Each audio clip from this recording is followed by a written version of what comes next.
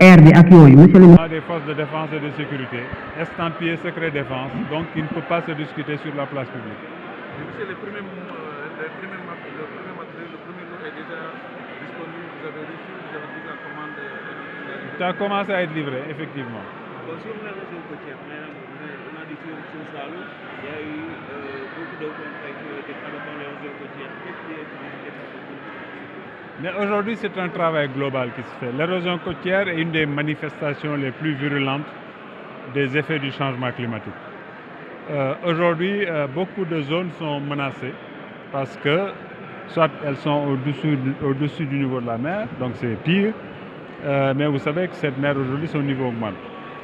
Donc nous sommes sur une trajectoire au niveau mondial, on sait qu'il va y avoir des catastrophes parce qu'il y a par exemple des États insulaires qui risquent de disparaître. D'où justement tout ce travail qui est en train d'être fait pour faire face à ce qu'on appelle les pertes et dommages. Comment aujourd'hui, nous qui sommes des pays qui ne sont pas responsables des causes principales de ces effets, comment la communauté internationale de façon solidaire va accompagner ces pays-là à faire face à ces effets. Parce qu'aujourd'hui, pour faire face, par exemple, pour s'adapter à ces effets, les scientifiques disent que c'est entre 9 à 10% de notre PIB. Le Sénégal ne peut pas résoudre ce problème. Non, je vous dis, est-ce que vous comprenez ce que je dis? C'est 9 à 10% de votre PIB pour faire face à cela. Le Sénégal aujourd'hui, tout ce qu'il est en train de faire, il est en train de le faire sur de l'endettement. C'est quelque chose qui vient encore plomber notre situation d'endettement. Alors que nous ne sommes pas responsables des causes. Aujourd'hui, celui qui pollue à des côtes lointaines, des pays lointains de nous, pour l'instant, on ne peut rien, c'est dans la négociation globale. D'où ces instances telles que les COP et autres, pour justement aujourd'hui avoir des objectifs globaux, partagés, avoir une trajectoire commune pour dire stoppons le réchauffement de cette planète à 1,5 degré, parce que là où nous allons, on prévoit à plus de 2 et quelques, ce sont des catastrophes. On y est loin et vous avez vu les catastrophes déjà. Et les pays, tous les pays, vous avez vu ce qui se passe au Bangladesh et autres, n'ont pas la capacité d'avoir une réaction immédiate face à des phénomènes de telle ampleur. Sur le plastique, depuis 2017, il y a une loi, mais vous dites que personne ne respecte. Non, si, ceux qui vous disent ça, ils se trompent. Nous saisissons des tonnes et des tonnes de plastique qui ne sont pas autorisés. Nous verbalisons énormément, c'est des milliers de verbalisations et c'est des centaines de millions que les gens payent. Donc c'est se tromper que de dire qu'on ne respecte pas. Aujourd'hui, certes, on a mis un peu de souplesse du fait du passage de la pandémie, mais cette loi, elle est aujourd'hui une loi du Sénégal, de la République qui s'impose aux gens. Nous avons été souples en tant qu'État pour accompagner nos populations, accompagner nos industriels, mais aujourd'hui, ne rentre pas au Sénégal n'importe quel plastique. Il s'est soumis à autorisation et c'est très surveillé. Monsieur le ministre, la dernière question. Est-ce qu'on peut commenter votre budget 66% destiné à la lutte contre la déforestation, avec une hausse seulement de 700 millions. Est-ce que vous pensez que vous allez pouvoir atteindre les objectifs fixés? Mais on va se battre. Nous, aujourd'hui, dans ce qu'on fait, dans nos engagements internationaux, on dit que il y a des choses que nous pouvons supporter sur notre DCI. Il y a d'autres, c'est la coopération internationale, c'est la finance climatique. Ce sont les coopérations internationales qui doivent nous aider à faire face. Et on se base sur ça et on a des résultats sur ça. On est en train de construire des stratégies de ce point de vue. Si ce gros lot est à la déforestation, nous sommes un pays sahélien, on l'oublie. Nous sommes un pays sahélien, on se bat pour la désertification. Ce n'est pas pour rien qu'à Sharm el-Sheikh, notre président, avec le gouvernement espagnol, ont lancé une initiative pour la résilience contre la sécheresse. Se battre pour la sécheresse. Donc, c'est des questions qui nous interpellent. On se bat avec nos moyens, on se bat avec nos moyens scientifiques aussi, nos techniciens, et on se bat à aller chercher des moyens supplémentaires pour faire face à ces questions. Aujourd'hui, quand on parlait de l'avancée de la mer, ce n'est pas uniquement vous perdez des côtes. Hein. On vous a parlé de la salinisation des terres, donc vous perdez au niveau agriculture, vous perdez au niveau élevage, vous perdez surtout. Vous perdez votre biodiversité. Donc c'est un ensemble, c'est une question cruciale qui interpelle aujourd'hui tous les pays du monde. Et les gens, heureusement, se sont rendus compte que personne n'est à l'abri. Donc aujourd'hui, les gens sont beaucoup plus coopératifs, beaucoup plus raisonnables pour dire qu'effectivement, il faut qu'ensemble, on se donne la main pour faire face à cela. Si wax nañ ko Saint-Louis ak Sine Saalum presque côté yi nekk Sénégal yëpp am na érosion côtière côté yi dañu frappé yéen ministère bi lan la décidé pour def politique pour mën résoudre problème boobu. Mais xam nga côté yooyu li ko menacé toujours dañuy wax par exemple ce sont les effets du changement climatique maanaam àdduna bi globe bi dafay réchauffé wu buy réchauffé wu dafa am ay espace yoo xam ne ñoo ëpp suñu réew yi téeméeri yoon yoo xam ne lépp glace la woon mu ngi seey bu seeyee day ñëw yokk niveau géej gi bu ko yokkee géej googu daf ñuy daf ñuy envahir daf ñuy et cetera donc phénomène yu métti la yu diis la yoo xam ne du suñu budget yi ñoo mën a jàkkaarloog moom il faut ay innovation de ce point de vue moo tax nit ñi di wax waxi finance climat ay innovation pour faire face de façon solidaire ci globe bi pour jàkkaarloog loolu mais dañu jàpp ni par exemple ñun tey loolu du ñun ñoo ko sooke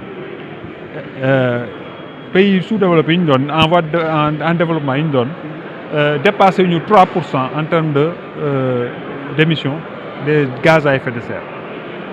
Sur loi plastique bi depuis presque 5 ans ñu ngi fa teg mais presque gis nañ si marché ba léegi am na plastique. waaw yow moom journaliste nga. sa laaj bi tontoo gu ma ko sax nga jàll ci beneen waaw loi plastique bi loi la Sénégal loi la boo xam ne tey elle est en vigueur elle s'impose à vous elle s'impose à moi donc bu nit ñi caaxaan ni parce que une loi tant que abrogé wuñ ko elle s'impose maintenant c'est vrai ñun suñu service àndaloon nañ ci tuuti yërmande parce que dañu jàll ci mbas mi mu déstabiliser ay structures économiques yu bëri donc réadaptation bi dafa xaw a yéex tuuti ñu boole ci yërmande mais nag loi bi ñu ngi koy topp ñu ngi koy appliquer ay tonnes la ñuy jàpp ci plastique bu fi warul dugg boo xam ne amul autorisation ay centaines de millions la nit ñi di fay bu ñu leen jàppee dañu nangu seen marchandise fay loo leen te am na ñoo xam ne mën nañ la ci defeere mën nañ la ci tëj kon ne ñuy jàpp ni loi boobu elle est en vigueur au Sénégal naam dool nañ ci mais service yi ñu ngi def seen liggéey tàmbale nañ plastique buy dugg Sénégal dafa laaj autorisation bu amul autorisation bu ko service gisee dañ koy nangu ba pare alamaan ministère de l'environnement si yéen texte la basé wu pour mën a jënd ay armes lu toll si 45 milliards.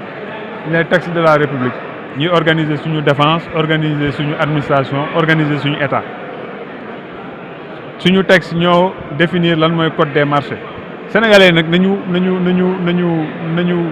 kontaan tuuti ci seen bopp code des marchés bi ñu yor ñi ko pays développé yi ko am bëriwul da nga leen di wër boo demee France doo ko fekk du dëgg kon ñun dañu nekk ci yoon boo xam ne maintenant code boobu moo définir également les exceptions lépp lu jëm ci kaaraange bokkul ci loolu donc lii dafa équipement des forces de défense et de sécurité day loo xam ne duñ ko waxtaanee ci mbedd duñ ko waxtaanee ci rajo wala télé loolu mooy contrat boobu te contrat boobu du guleet li ñu naan des partenariats public privé dafa am li ñuy wax des offres spontanées dafa am et cetera mais yow yaa ngi ñu suivre fii ci assemblée bi amul député bu waxul ni suñu ministère dañu war a yokk dooleem suñu effectif dañ ko war a yokk suñu nit ñi seen kaaraange dañ ko war a yokk seen i jumtukaay dañ ko war a yokk waaye léegi état bu xalaatee ni lii mënuma ko def ren 2023 waaye ci pàcc bi mën naa ko fay ci juróomi at ba pare am équipement yooyu yow di nga ko def wala doo ko def loolu donc moo fi ne dara doyu ci waar dara nekk mais nag xam nga période bi moom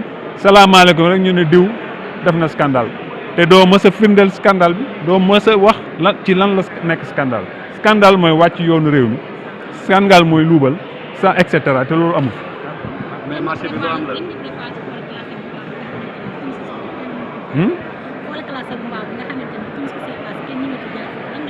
waaw da nga ne forêt ba pare bu timis jotee kenn ñëmoo fa jaar ci ab forêt loo fay wuti timis ah forêt yoon la déet forêt classée c'est une forêt déjà danañ ñu ngi actuellement ñu ngi dem sax ci ay programme d'aménagement de ces forêts maanaam ko forêt yi dundal ñi nga xam ne ñoo nekk à côté te loolu moo am solo da nga aménagement bu dana permettre bu ëllëgee bu ñu demee ba war a dagg garab sax day fekk ni garab boobu changé nañ ko jëmbat nañ li koy remplacer yàgg na et cetera parce que dafa am ay produits forêt dafa yor ay produits loolu ñu ngi tabax liggéey boobu am na programme benn programme financé je crois sauf erreur par la Banque mondiale boo xam ne ci loolu la nekk donc lan laa war a def ci loolu mooy naan bu dee ab soxna nga bul dem ci ab forêt guddi waaw na nga